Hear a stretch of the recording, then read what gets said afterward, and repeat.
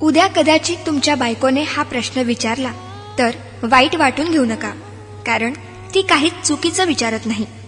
विचार करायला लावणारा, हृदयाला भिडवणारा तिचा फक्त एकच प्रश्न.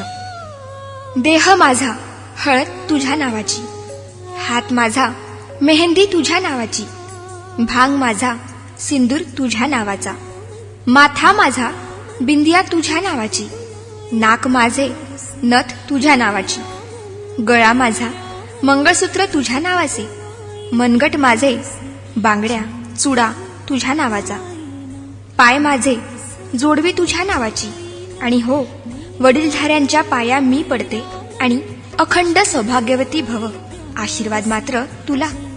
वटपौर्णिमेचे व्रत माझे, आयुष्याचे वरदान तुला. घराची काळजी घ्यायची मी, दरवाजावर नावाची प्लेट तुझी. नाव माझे पण त्यापुढे ओळख तुझी.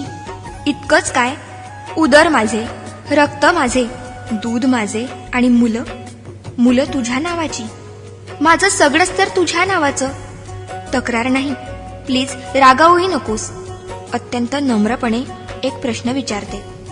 तुझ्याकडे काय आहे रे माझ्या नावाचं?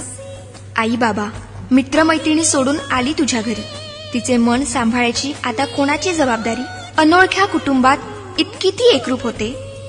स्वतःची काही आवड होती हेच मुळी विसरून जाते. अशा तुझ्या पत्नीसाठी थोडासा बदलशील का? तिच्या मनाचा थोडा तरी विचार करशील का? कधी सकाळी लवकर उठून चहा तिला नेऊन दे. वाफाळता गरम उपमा हळूच पुढ्यात आणून दे. भाजीत मीठ नसले तरी हसून वेळ मारून ने. स्वयंपाकाला कधीतरी कौतुक भरले शब्द दे. साडी मस्त शोभतीये आज, मनमोकळी दाद दे. सुटीत एखाद्या एकटीलाच आपणहून फिरायला ने. मुलगीच समजून हट्ट एखादा तूच जरा समजून घे. वाढदिवस नसतानाही प्रेझेंटचा धक्का दे. वादात स्वर उंचावताच शांतपणे ऐकून घे. पुरुषप्रधान संस्कृती सोडून माणूसपणाला थारा दे. झोपताना थोपटून तिला आधाराची कुशी दे. जमलेच तर सुरात गुणगुणून स्वप्नांची मोकळीक दे. हातात हात घेतलास लग्नात, आता खरी साथ दे. नवरेपणा दूर टाकून विसावायला प्रेमळ खांदा दे. अशी काहीशी साथ दे, मित्रत्वाचा हात दे.